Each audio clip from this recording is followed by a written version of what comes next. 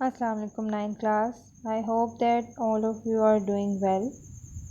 Our today's topic is osmosis and guard cell.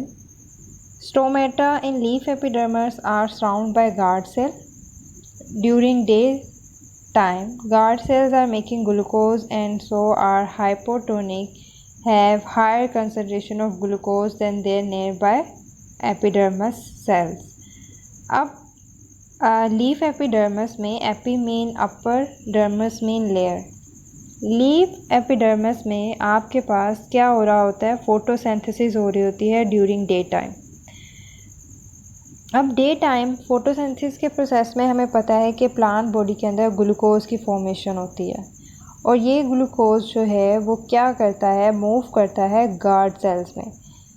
जब ये glucose guard cell में move करता है तो गार्ड सेल्स के अंदर ग्लूकोज की कंसंट्रेशन यानी सल्यूट कंसंट्रेशन इंक्रीज़ हो जाती है। अब हम लास्ट टॉपिक्स में ये डिस्कस कर चुके हैं कि जहाँ पे ग्लूकोज यानी सल्यूट की कंसंट्रेशन ज़्यादा हो जाती है वहाँ पे सराउंडिंग में से वाटर मूव करना शुरू हो जाता है ताकि बैलेंस क्रिएट हो और सल्यूट की अमाउंट एक्सीड ना करे।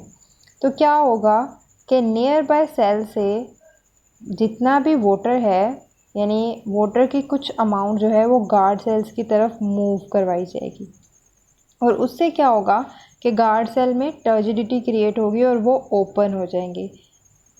अब जब वो ओपन हो जाएंगे तो उस स्टोमेटा ओपन होने से वाटर की ट्रांसपायरेशन की एक्टिविटी स्टार्ट हो जाएगी।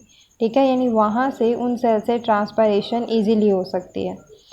Same as it is night time में बिल्कुल इसके ऑपोजिट हो रहा होता है और उसमें क्या होता है कि आपके पास सल्यूट की कंसंट्रेशन, क्योंकि ग्लूकोज फॉर्मेशन नहीं हो रही है, अब नाइट टाइम है और इस टाइम पे आपके पास फोटोसिंथेसिस का प्रोसेस स्टॉप हो गया है, तो ग्लूकोज के मॉलिक्यूल्स गार्ड सेल से निकल के वापस आ रहे होते हैं नियर बाय सेल्स के अंदर। तो उससे क्या होता है कि जब वो वहाँ से ग्लूकोज के अमाउंट को निकाल लेते हैं तो वाटर भी ऑटोमेटिकली गार्ड सेल से मूव कर जाता है टुवर्ड्स अदर सेल्स। तो आपके पास गार्ड सेल फ्लैसिड हो जाते हैं यानी स्टोमेटा क्या हो जाता है, क्लोज हो जाता है। तो इस तरह से आपके पास हाइपोटोनिक कंडीशन या हाइपरटोनिक कंडीशन ऑस्मोसिस के अंदर अपना रोल प्ले करती है और opening and closing of stomata को हेल्प आउट करती है कि स्टोमेटा किस तरह से ओपन होंगे, उनका मैकेनिज़्म क्या होगा, और स्टोमेटा किस तरह से क्लोज होंगे और उनका मैकेनिज़्म क्या होगा। Same as it is next topic is application of knowledge about semi permeable membranes. अब लास्ट टॉपिक में हम लोग डिस्कस कर चुके हैं कि सेमी परमिएबल मेम्ब्रेन्स आपके पास क्या होती हैं, जो सिलेक्टिवली सब्सटेंसेस को क्या करती हैं, या तो सेल के अंदर आने देती हैं या सेल से बाहर जाने देती हैं।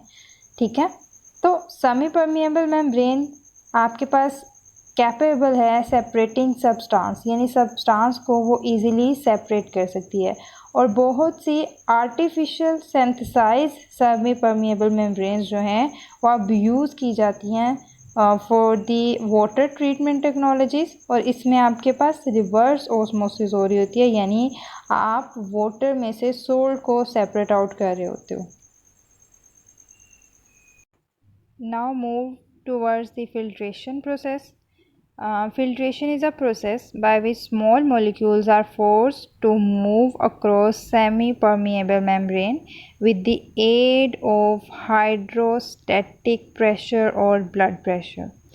फिल्ट्रेशन का प्रोसेस आपके पास क्या होता है जी? फिल्ट्रेशन के प्रोसेस में आपके पास मॉलिक्यूल्स जो हैं वो फोर्स किए जाते हैं कि वो मूव करें across the semi-permeable membrane due to the pressure. Let's suppose कि आपके ब्लड के अंदर कोई भी मिनरल या ग्लूकोज प्रेजेंट है, तो उनकी मूवमेंट क्यों होती है? क्योंकि ब्लड का एक फ़्लो होता है, ब्लड का एक प्रेशर होता है। अब उस प्रेशर की वजह से वो ग्लूकोज जो है वो ब्लड में तो नहीं रहेगा, ग्लूकोज जो है वो सेल को पास करना है ताकि माइटोकॉन्ड्रिया में उससे एनर्जी की प्रोडक्शन हो। तो आपके पास जब ग्लूकोज का मॉलिक्यूल ब्लड वेसल्स को क्रॉस करेगा तो इसका मतलब है कि उसने क्रॉस क्यों किया है? क्योंकि ब्लड के अंदर एक प्रेशर था, एक फ़्लो था जो उसको पंप करेगा towards the cell. Same as it is filtration जो है वो वाटर या हाइड्रोस्टेटिक प्रेशर की वजह से भी हो सकती है कि आपके पास जो मॉलिक्यूल्स हैं वो हाइड्रोस्टेटिक प्रेशर की वजह से मूव करें across the semi permeable membrane और any kind of membrane. For example, in the body of an animal, blood pressure forces water and dissolved molecules to move through the semi-permeable membrane of the capillary wall. अब blood आपके animal body के अंदर एक blood pressure होता है. वो blood pressure क्या करता है, फोर्स करता है कि डिजोल्व मॉलिक्यूल्स जो हैं वो मूव करें through the semi permeable membrane of the capillary. In the filtration, the pressure can't be forced large molecules such as proteins to pass through the membrane pores. लेकिन filtration में बहुत larger molecules जो हैं वो हम लोग move out नहीं करवा सकते हैं.